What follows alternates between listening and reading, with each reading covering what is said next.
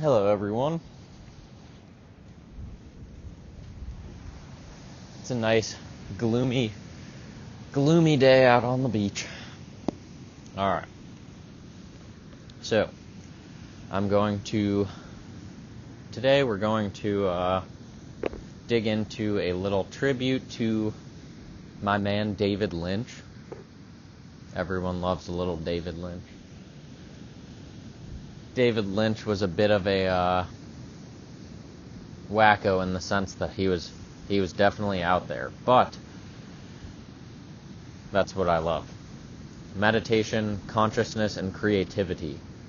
He started out as a painter and then moved on from painting to film production. He did all sorts of things. He got into electronic music with a couple of the, I believe, actresses that acted in one of his biggest projects called Twin Peaks. But I got into David Lynch because David Foster Wallace, the author of Infinite Jest and Consider the Lobster, and plenty of other essays,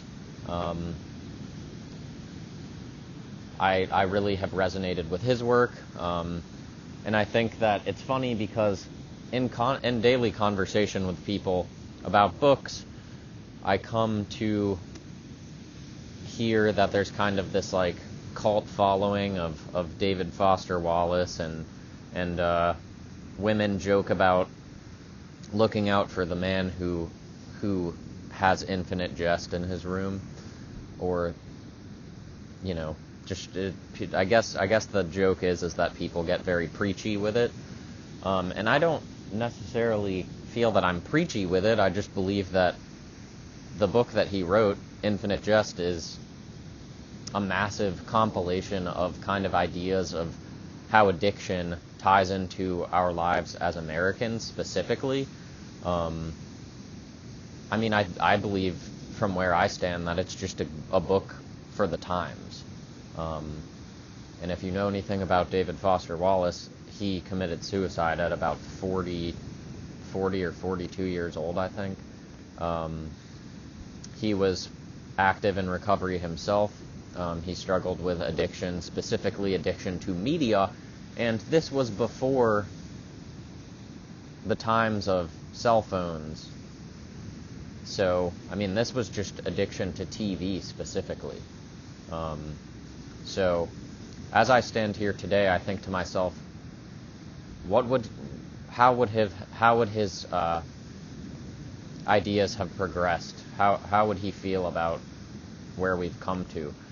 And my guess is that he kind of predicted it, more or less in similar ways to how George Orwell and Aldous Huxley both kind of semi-predicted what's going on now in modern life. I don't know, it's eerie, because Brave New World was written in the 30s, I believe, and it's now very close to a whole entire century later, and it's very, very charismatic. It's very characteristic of what we're looking at today, it seems.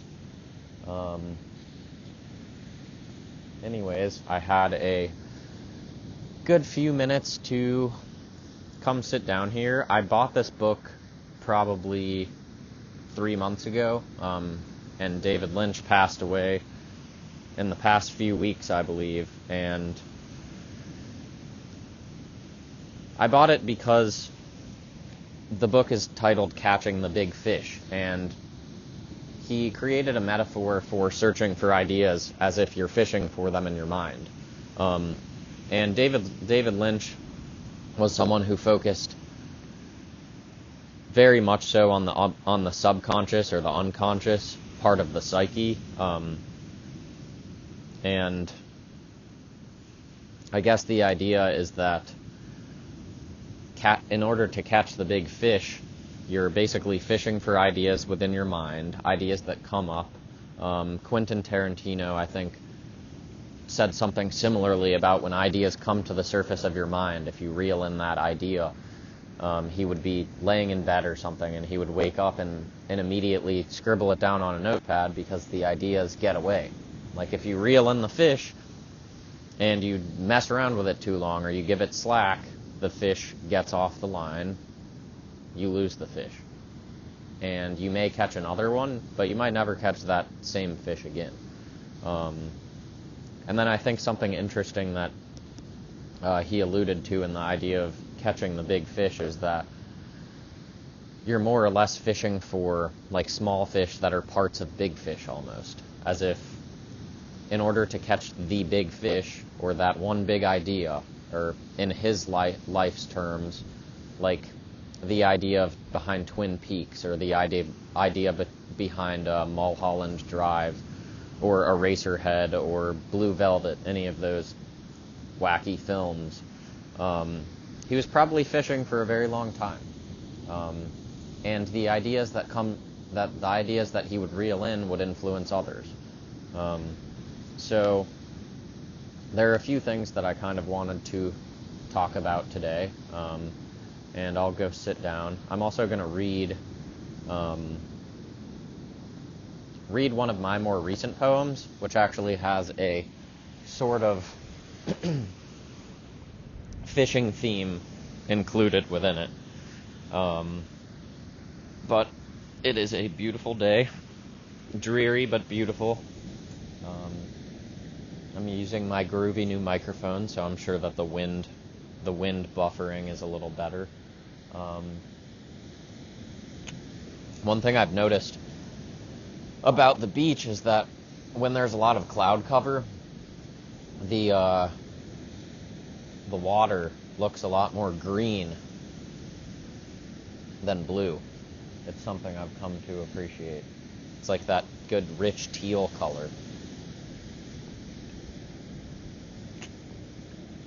I'm surprised I don't see more surfers out, but I guess it is the middle of the week. I had class today virtually. My professor had administrative duties, so did not have a 3.5-hour commitment to get to today.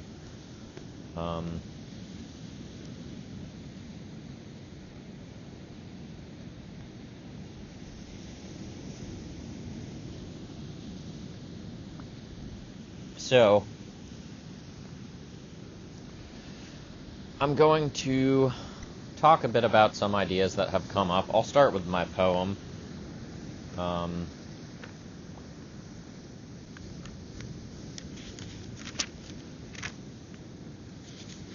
Actually, I'm pretty sure that the poem that I wanted to share is only on my phone, which is what is recording this video.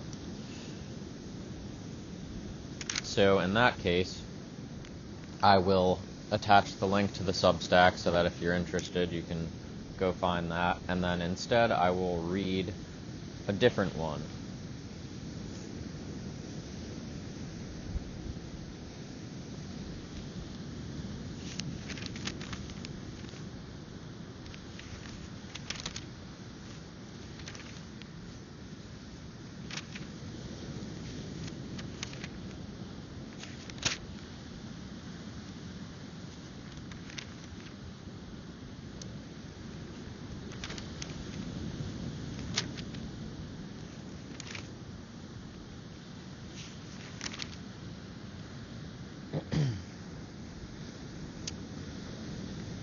I do not remember what I titled this one because I added the title when I published it on Substack, but for now it's untitled, and it goes something like this.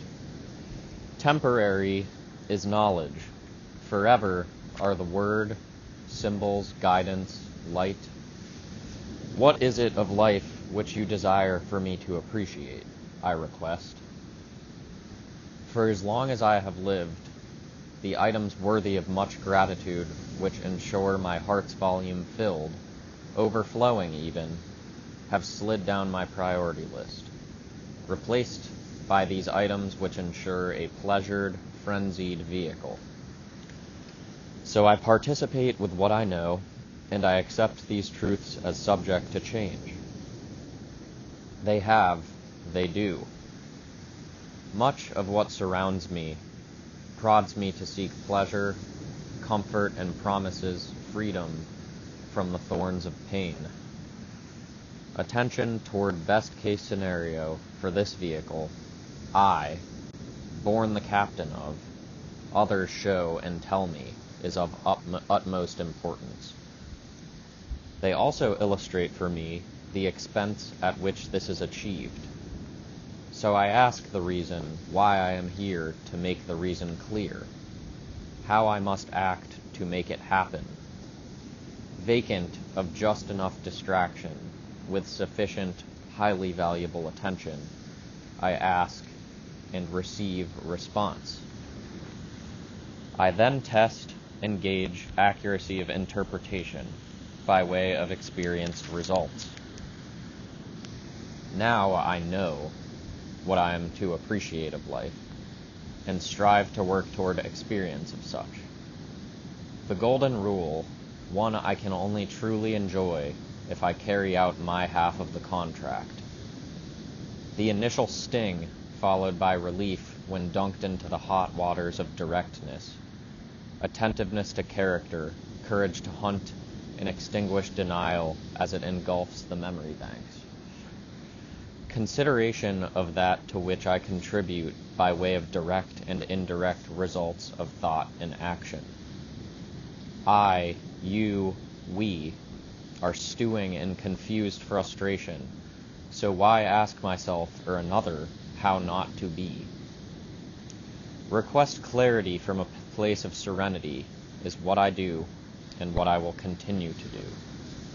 All that I know is what I do and do not value in interaction with myself, others, and environment. All right. That one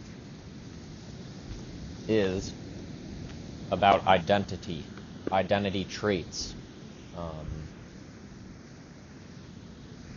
I guess think of race, ethnicity, sexual orientation, religious/spirituality. What are some other examples? Age, education level, socioeconomic status. And when it comes to identity traits, the way I feel about it is that I know what I do and do not appreciate in terms of how I identify myself. For example, there are many ways in which I identify myself that I do not hold a lot of weight to. For example, age. Age is one that's tricky because it ties to societal expectations, and it ties to the identity trait also of able, I guess, ability, whether or not one is able-bodied, generally. So the idea behind the poem is how do I know what it is about life that I should appreciate? Because I guess the word should is tricky, but there's no removal of it as far as I'm concerned. I guess as long as one is seeking answers in any sense, the concept of should and should not comes to the surface, and it's not possible to remove. Because if I value spirituality, religion, my connection with God, the universe, life, other human beings, other life, animals, plants, I inevitably should do some things and should not do some things. And one of the things that I learned in my life was this difference between motivation and discipline. Motivation is something that I used as an excuse in place of a lack of discipline. So motivation was, to me, something that I needed to find somewhere. It needed to be provided from outside of me. Something needed to motivate me other than myself. Whereas discipline is more or less the equivalent of motivation, but it is self-motivated. I mean, as a kid, you can be disciplined by your parents. But when one becomes an adult, or when one becomes autonomous in the sense of being responsible and accountable for their own actions, in the societal sense, one must develop a sort of form of discipline. Let me think of where I was going with this. So, yes. What I was thinking of is when I realized that instead of seeking motivation in order to achieve what it is that I want to achieve or to become the person that I want to become, I should seek discipline.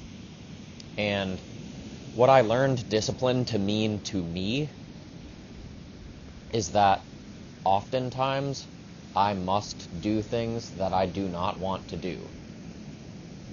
And another translation of that, back to the should and should not, is that I should do things that I do not want to do, or I need to do things that I do not want to do, but believe that I should do, if that makes any sense.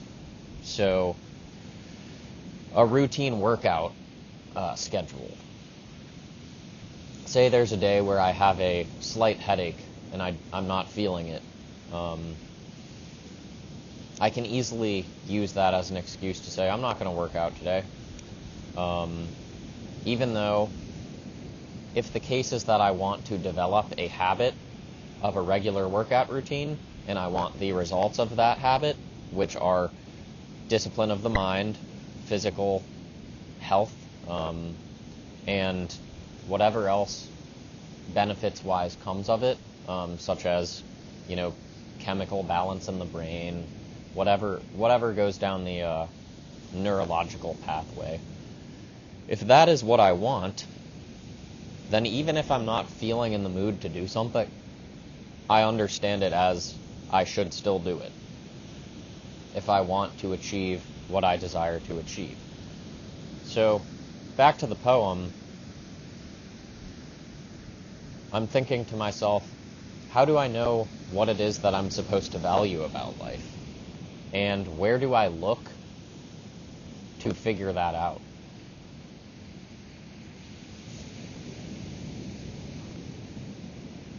And I guess the answer for me is that I look inwards, and when I look inwards, all that I have in the sense of messaging is my intuition, which my intuition, in my understanding, is the equivalent of God speaking to me. I may have mentioned it in a last video, but I don't know where I read this, but the idea is that prayer is talking to God, and intuition is God talking to you. Replace God with whatever word you require to acknowledge the unknown, basically. So, in order to understand what it is that I'm supposed to appreciate about life, I must look inward. And as I sit here at 29 years old, I have experienced seeking of pleasure for a lot of my life. Through a lot of experiences where I was doing something which was expected of me. For example, attending school. For example, completing assignments which were required for those classes.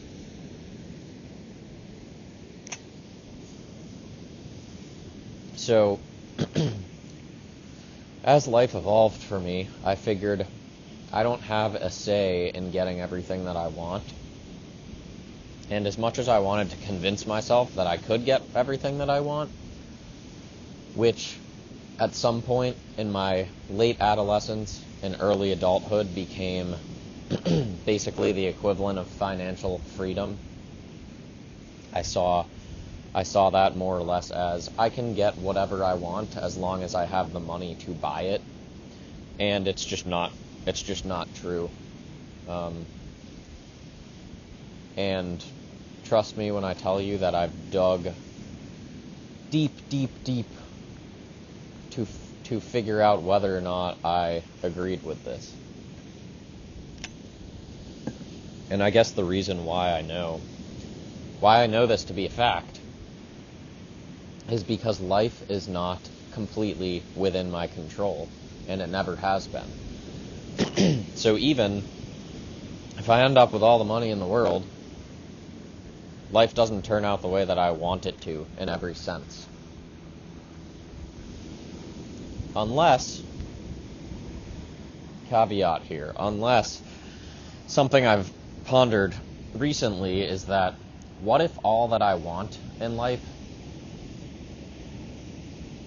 is to act out of love? And I guess part of me believes that I can achieve that, but at the same time, I kind of believe that my consciousness goes through undulations, ups and downs, where, I lose sight of what's important. Alan Watts said something along the lines of God is playing hide and seek with himself through us, human beings. And in a sense, I can relate because it feels sometimes like I'm playing hide and seek with myself. And what I mean by that is myself I see as the individual version of me dependent upon the identity traits that I choose to nurture. So say there's a list of 20 identity traits, and they're in numerological order. Numerological order.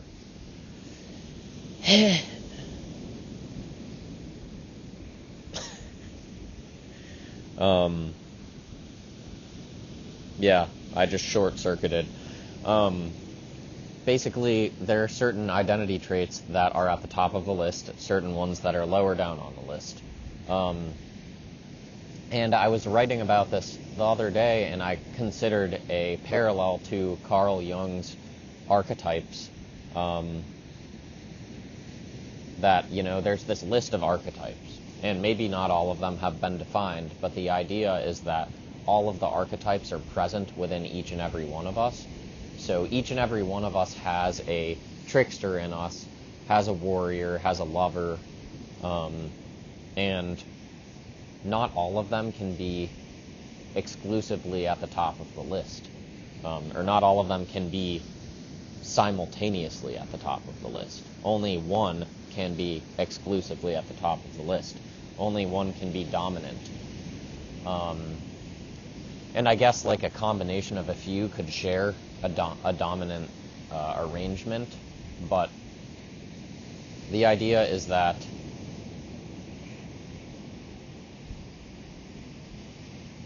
basically I choose the version of myself that I want to become. And I guess in my relationship with God,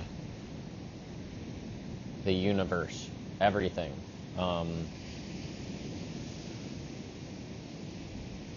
I look to God to basically speak to me through my intuition, which is interesting because I hear it within myself. So if it is, quote-unquote, God speaking to me, I still hear it as my own inner voice, so to speak. It kind of comes out in a magical sense. It comes out in a sense that almost seems beyond language. But there's this inner source of guidance, which, we could refer to it as instinct, we could refer to it as intuition, whatever you want to refer to it. The simple point is that it's there. maybe in some of us more strong than others, and I think that certain practices in life bring it out of us, like meditation. But the simplest, or the most important part of the point is that regardless of what it is, it's there. There's an inner guide within each and every one of us. So, as my life has evolved, I have looked to primarily others for advice regarding what it is about life that I should appreciate. And what it is about life that I should appreciate translates more or less to which identity traits should I adopt and nurture. Should socioeconomic status be my number one? Should gender identity be my number one? Sexual orientation, sense of achievement, and it's interesting how it worked that the more and more I looked to other people to tell me what to appreciate about life, or the more that I observed others kind of playing out what it was that they appreciate about life, the more I latched onto those, and I did not really ask myself. And I did not ask myself because asking myself is the equivalent of listening to my intuition, which is messaging from God. So, asking myself is this paradoxical idea where it seems like I'm conferring with myself, and in a sense I am, but I'm conferring with God, and I am not God. Not God in the sense where I'm all-powerful. Not God in the sense where I can make whatever it is that I want to happen. And my ideas of these things evolves with time, but I've come to understand that the reason why I was not asking myself is because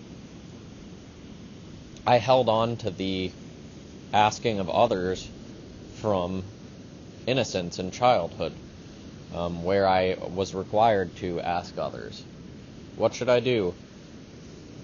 I'm feeling this way, how do I not feel this way? What's the best option? So it was at the point in my life when I realized that no one has the answers. When I say that, I mean no one has a blanket approach answer to how to handle life.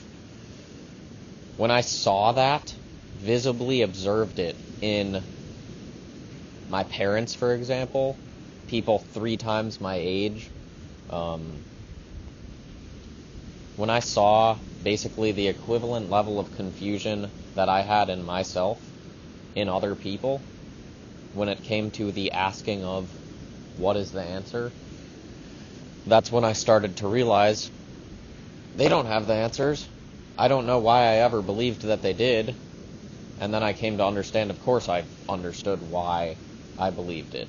It was because it's all that I knew. And since then, I have discovered that inner voice has been trying to talk to me. That intuition, God, has been trying to speak to me through my body. And through the somatic experiences of the vehicle, as I described it in my poem, anxiety, stress, increased heart rate. I've always found it to be so interesting that when I experience a spike of anxiety, I can check my heart rate, and my heart rate is not necessarily elevated by any significant amount beyond what it normally is at its resting, and yet it feels as if my heart is pounding out of my chest.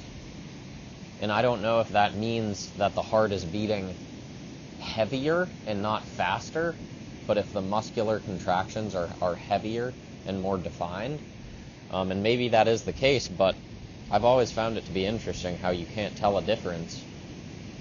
How you can tell a difference when the heart rate hasn't really changed.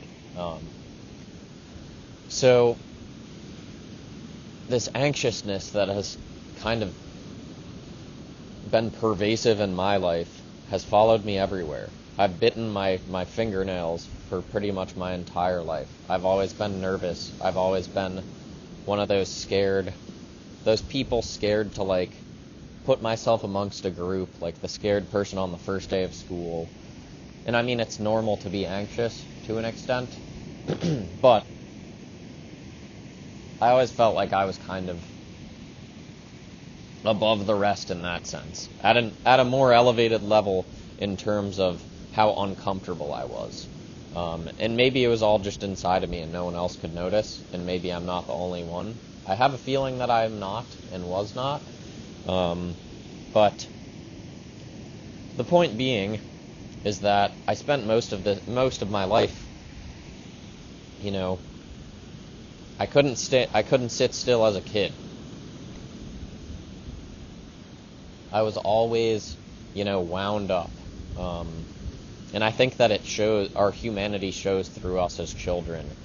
And that humanity becomes snuffed out, really, is what I believe. And the equivalent of humanity being snuffed out is proportionate to a decline in practice of humility, in my opinion. So humility is a practice which involves me admitting to myself what it is that I am. And admitting to myself what it is that I am includes all aspects of myself.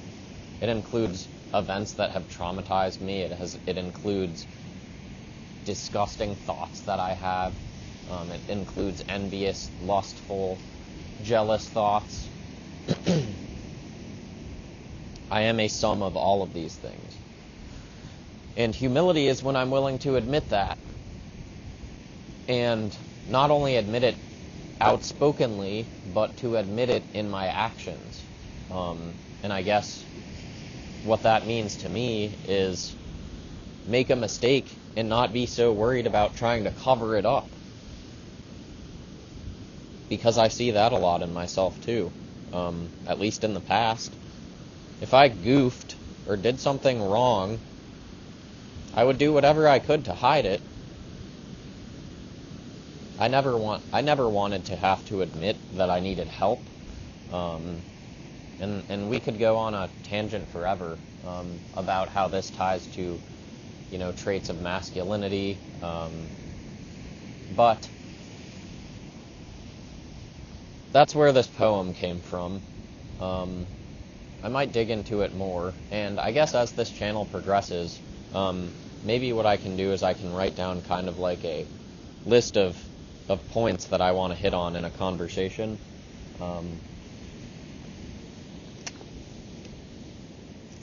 Because as of now, this is pretty much just stream of consciousness, which is cool, but I feel like I could be more cohesive and concise if I gave myself a little guidance. Ask that intuition. Anyways, more poetry on the way. The original one that I wanted to read was called Nurture Your Poison. And that one is published to my Substack account, which I will link in the description if any of you all want to check it out. So this book is kind of, it kind of seems to be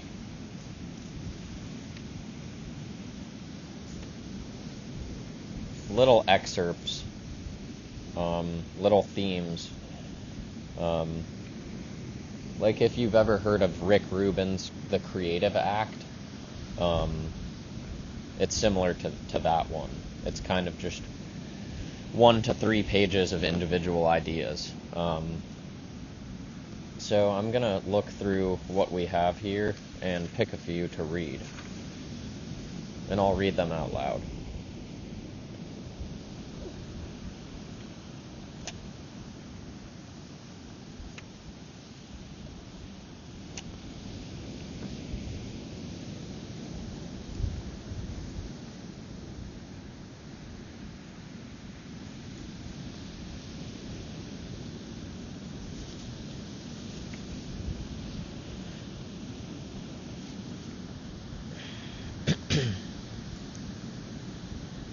Oh, missed the whole first page.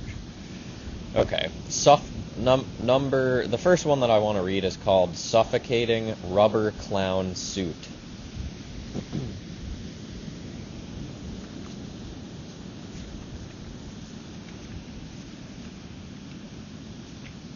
Here we are. Suffocating Rubber Clown Suit. Starts with a quote from the Upanishads. It would be easier to roll up the entire sky into a small cloth than it would be to obtain true happiness without knowing the self. When I started meditating, I was filled with anxieties and fears. I felt a sense of depression and anger. I often took out this anger on my first wife. After I had been meditating for about 2 weeks, she came to me and said, "What's going on?" I was quiet for a moment, but finally I said, "What do you mean?" And she said, "This anger, where did it go?" And I hadn't even realized that it had lifted. I call that depression and anger the suffocating rubber clown suit of negativity. It's suffocating, and that rubber stinks. But once you start meditating and diving within, the clown suit starts to dissolve. I love how he calls it a clown suit. You finally realize how putrid was the stink when it starts to go. Then when it dissolves, you have freedom. Anger and depression and sorrow are beautiful things in a story, but they're poison to the filmmaker or artist. They're like a vice grip on creativity. If you are in the grip, you can hardly get out of bed, much less experience the flow of creativity and ideas. You must have clarity to create. You have to be able to catch ideas. And it's starting to sprinkle.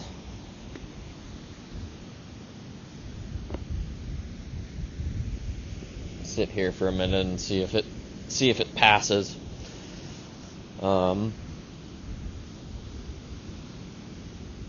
My favorite prayer of the moment is, I guess I would call it the prayer of will, which goes something like this. Thy will be done through me, and so it will be. Very simple. There's a sort of translation from the word amen to being equivalent of, and so it will be. Whatever will be, will be. And when I say thy will be done, I mean God's will be done. Not mine, independent of God's will, and his will is carried out through me.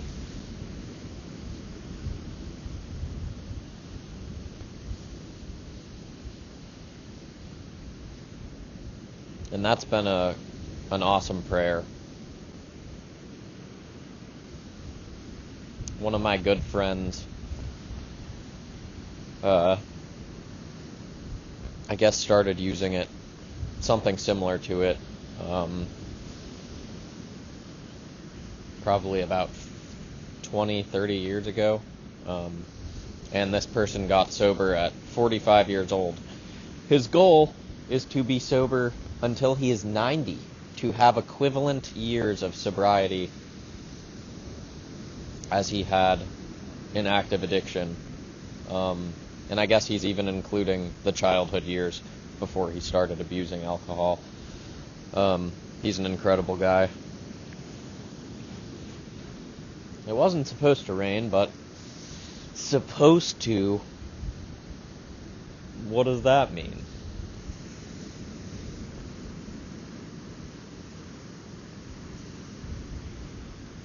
It's no wonder we can't predict the weather very accurately. I mean, we're getting better at it, but I think there's a lot at play.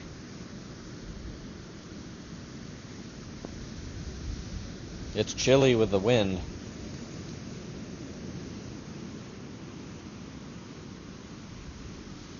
It feels nice though, the wind, the sound of the ocean.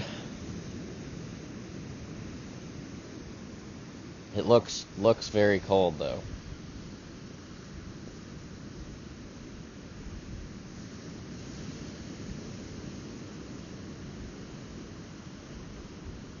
I do see a couple of surfers out there. Alright, let's pick another one. This one was called Fear. Fear is a great topic to focus on. Fear. I hear stories about directors who scream at actors or they trick them somehow to get a performance. And there are some people who try to run the whole business on fear. But I think this is such a joke. It's pathetic and stupid at the same time. When people are in fear, they don't want to go to work. So many people today have that feeling. Then the fear starts turning into hate, and they begin to hate going to work. Then the hate can turn into anger, and people can become angry at their boss and their work. If I ran my set with fear, I would get 1%, not 100% of what I get. And there would be no fun in going down the road together. And it should be fun. In work and in life, we're all supposed to get along. We're supposed to have so much fun, like puppy dogs with our tails wagging. It's supposed to be great living. It's supposed to be fantastic. Instead of instilling fear, if a company offered a way for everyone in the business to dive within, to start expanding energy and intelligence, people would work overtime for free. They would be far more creative, and the company would just leap forward. This is the way it can be. It's not the way it is, but it could be that way so easily. I don't know how much I agree with that. I think it's interesting because a lot of David Lynch's work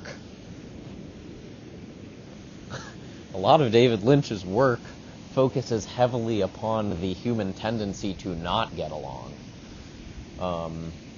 For example, Twin Peaks, there's a lot of themes of greed, lust, what's the word I'm looking for? Exploitation, specifically, which kind of connects back to companies. Those come to mind. And I mean, while it is a TV show, it's something that, if life ever feels like a movie or a TV show, it's because all of the TV shows and movies are made up of life, is what I've learned. So it's painting a picture of, how life works. And maybe going off of this, he's in Twin Peaks painting a picture of what life is like, not what life as he sees it could be. But I think for human beings to idealize utopia and, world peace, John Lennon's Imagine, I think it's I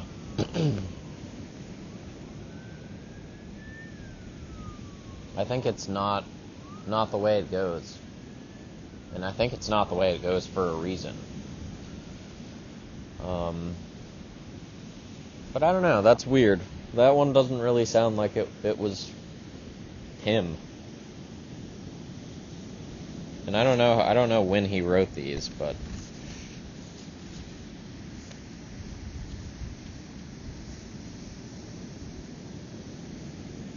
And another part of Lynch to me is that Lynch dug deep, and he did what he described that would be nice for companies to encourage, but a lot of the times digging deep is finding within yourself what you're not really willing to admit to, or what you don't simply want to admit to or easily want to admit to because it's hard.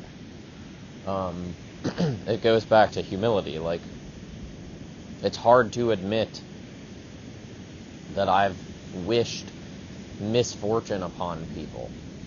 It's very hard to admit that because it makes me feel like I'm a bad person. But realistically, I'm willing to bet that every person that I've ever met in my life has done the same thing.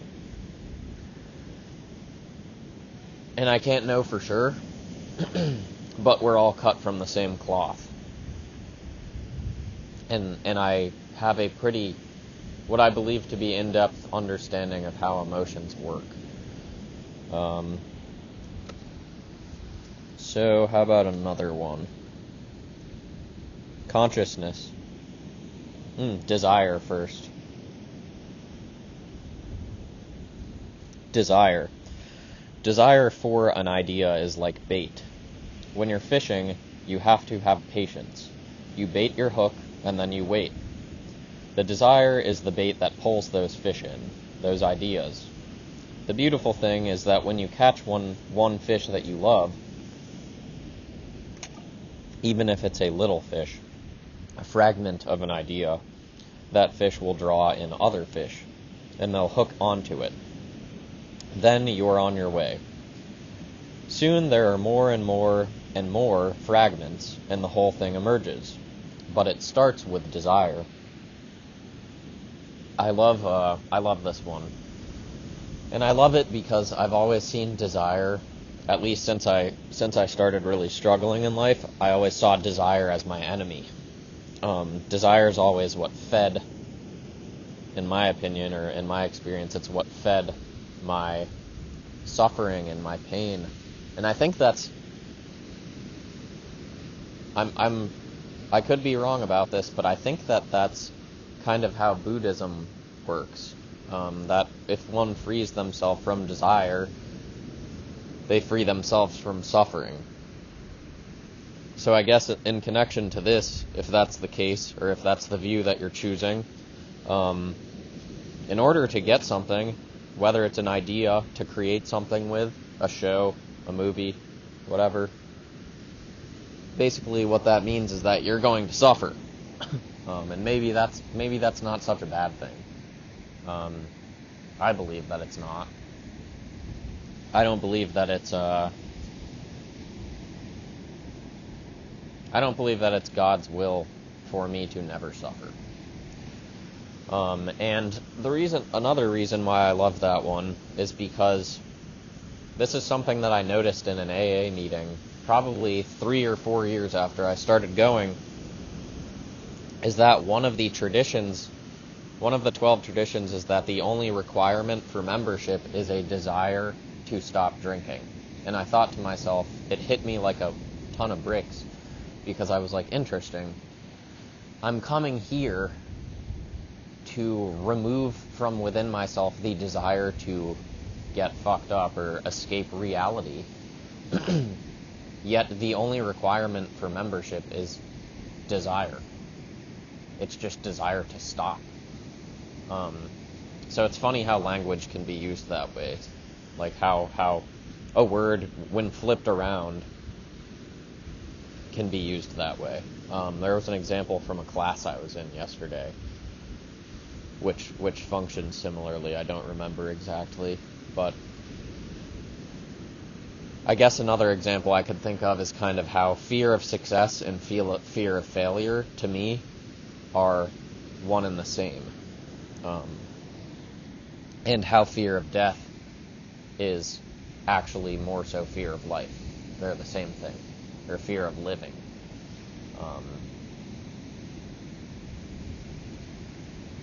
I like that one.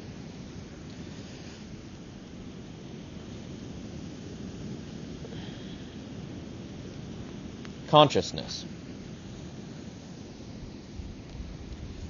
Through meditation, one realizes the unbounded. This is a quote from the Upanishads as well. Through meditation, one realizes the unbounded. That which is unbounded is happy.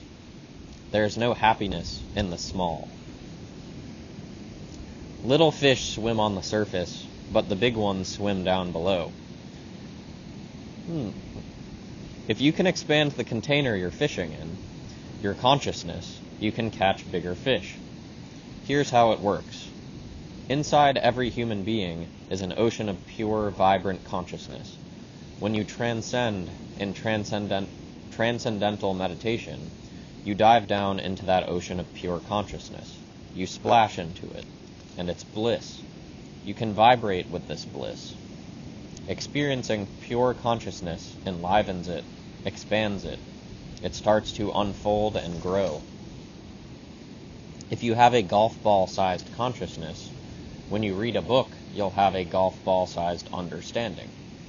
When you look out a window, a golf ball-sized awareness. When you wake up in the morning, a golf ball-sized wakefulness. And as you go about your day, a golf ball-sized inner happiness. But if you can expand that consciousness, make it grow, then when you read that book, you'll have more understanding. When you look out, more awareness. When you wake up, more wakefulness. And as you go about your day, more inner happiness. You can catch ideas at a deeper level, and creativity really flows. It makes life more like a fantastic game. Wow, I really love that one. That one makes me think of how, regardless of whether or not suffering is a part of life, say suffering is part of the price of catching a big idea. One can still have peace or happiness in that suffering, which some may see as masochistic. But the way I see it is that it's kind of the silver lining sort of thing. It's that you know that the suffering is happening for a reason. You know that the suffering is part of the price that you're paying to obtain something else. And I mean it's that simple phrase, that adage, no pain, no gain, no strain, no gain. And it really does work that way.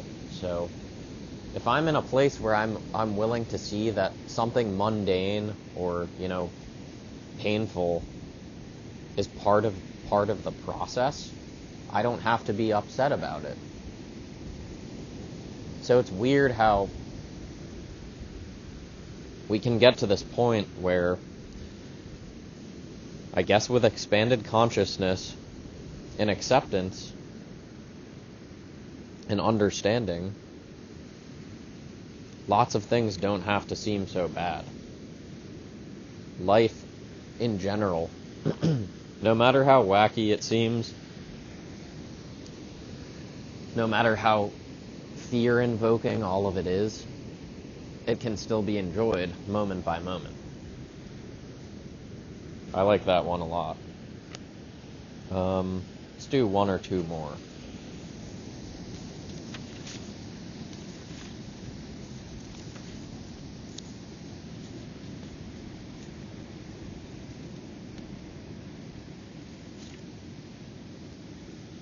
Music is one that I would like to do.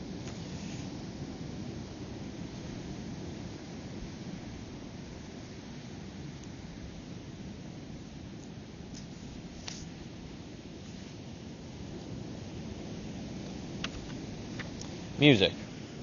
I was listening to the radio one day when I was working on The Elephant Man, and I heard Samuel Barber's Adagio for Strings. I fell in love with this piece for the last scene of the film. I asked Jonathan Sanger, the producer, to get it, and he came back with 9 different records. I listened to them, and I said, "No, that's not what I heard at all." All 9 were completely wrong. So he went out and brought more. Finally, I heard Andre Previn's version, and I said, "That's it." It was composed of the same notes as the others, of course, but it was the way he did it.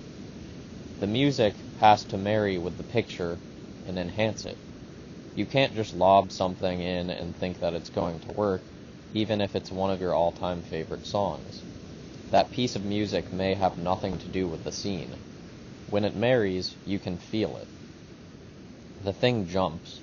A whole is greater than the sum of the parts kind of thing can happen.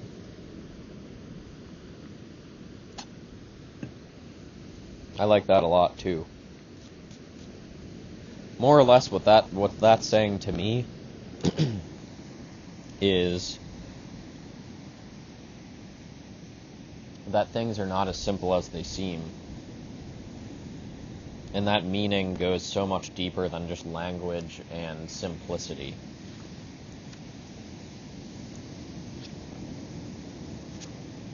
I wonder what he says about intuition.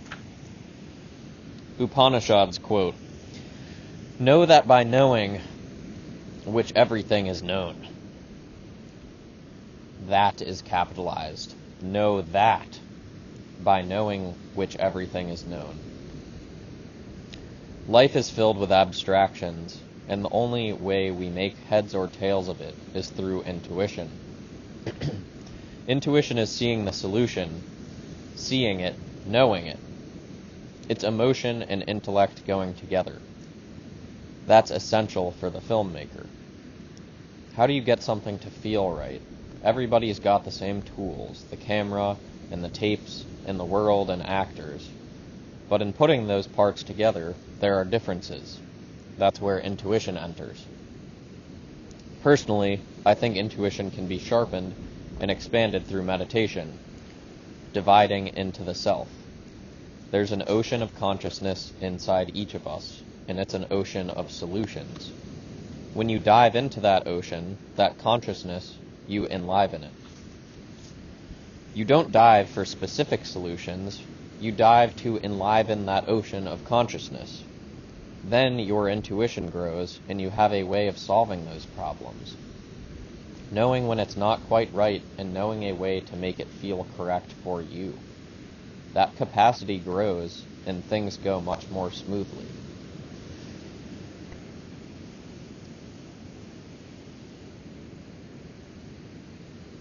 I interpret that one as nurturing a relationship with God.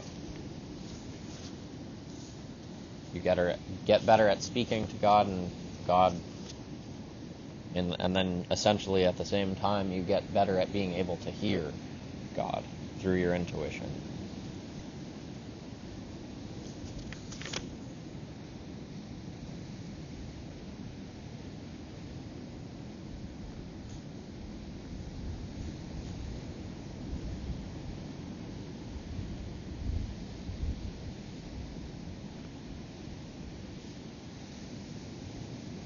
Last one I will do for today is therapy. I am going to school to become a licensed therapist, work as a psychoanalyst. I want to help people to solve the problems that they are experiencing in life through the power of their mind, through the power of their intuition, through the power of their consciousness. I want to specialize in helping people that want to not necessarily take the easy way out.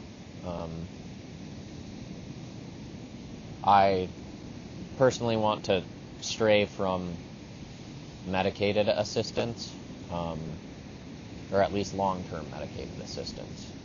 Psychedelic integration therapy is something I'm interested in practicing. Short-term medication, natural medication. Natural is a tricky word. But not so much dampening medication. I want most of the work to come from the mind, and I want to help people and be a conduit for that to happen. And I want whatever I write to contribute to that, and vice versa. So we're going to read therapy and then call it a day. It's a nice, simple one. I wonder what he's going to say about therapy. I went to a psychiatrist once. A psychiatrist is a psychologist who is able to prescribe medication. I was doing something that had become a pattern in my life, and I thought, well, I should go talk to a psychiatrist. When I got into the room, I asked him, do you think that this process could in any way damage my creativity? And he said, well, David, I have to be honest, it could. And I shook his hand and left.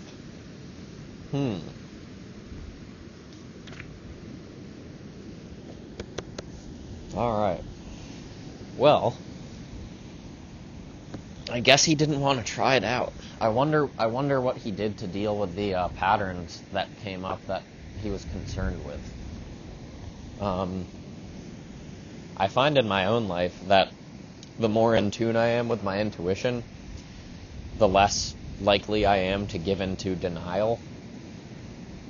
So if I know that there's something I struggle with and have to address, I'm a lot more likely to address it if I'm in tune with my intuition. So maybe he was in tune with his intuition and was able to figure it out through inner work. He did love smoking cigarettes. All right.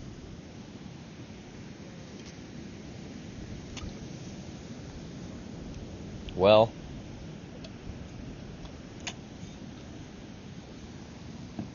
I'm trying to figure out how to often to post, because I don't have that much time to film, and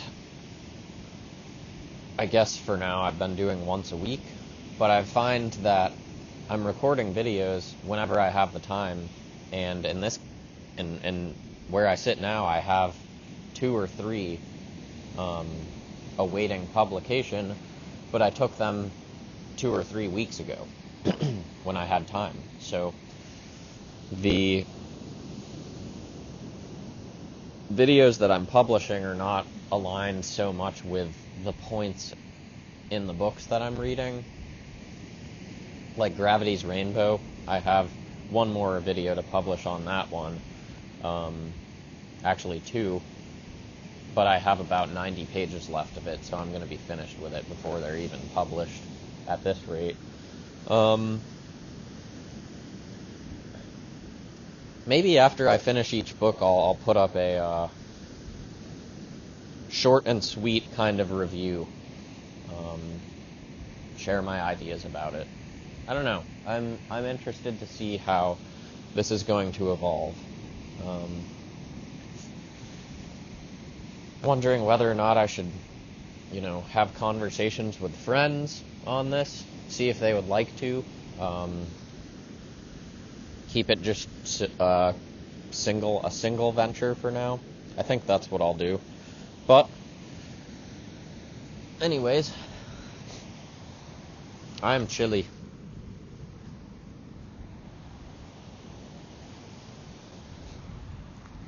We'll walk back for a bit.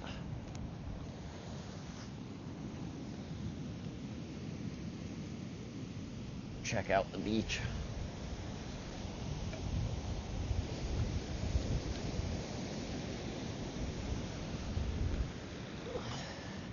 Oh, here comes Ranger Man.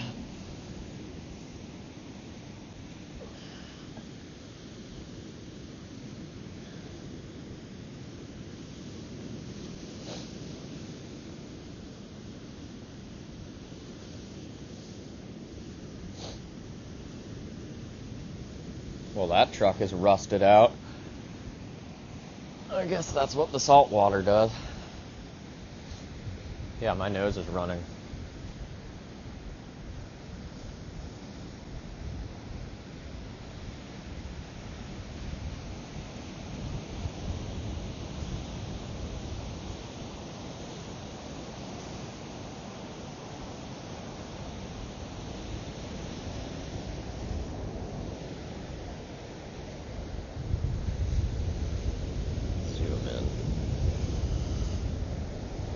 I'm interested to see how well the wind buffer on the microphone works.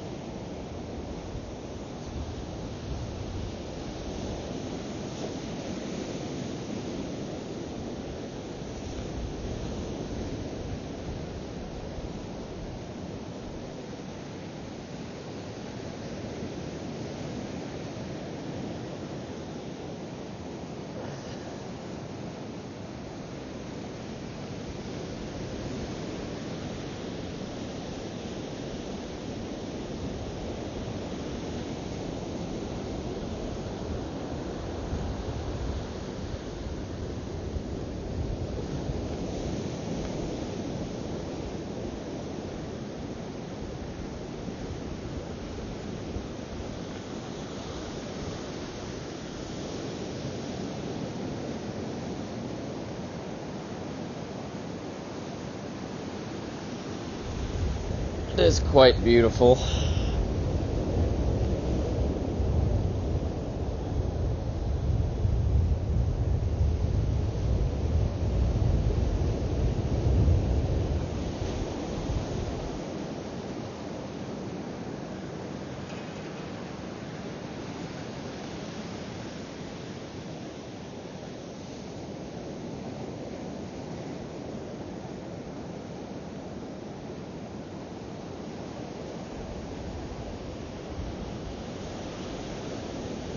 Perfect day to talk about David Lynch.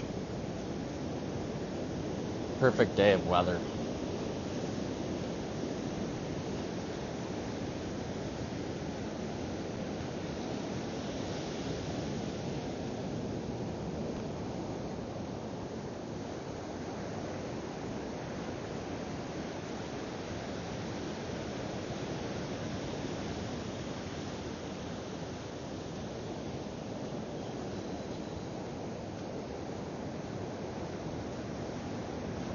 I love the sandpipers.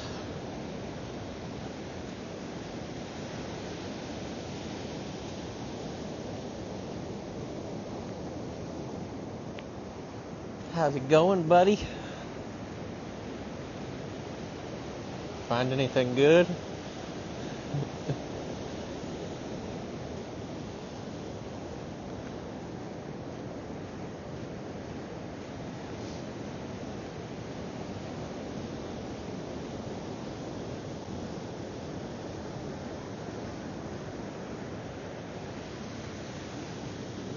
Alrighty. See y'all next time.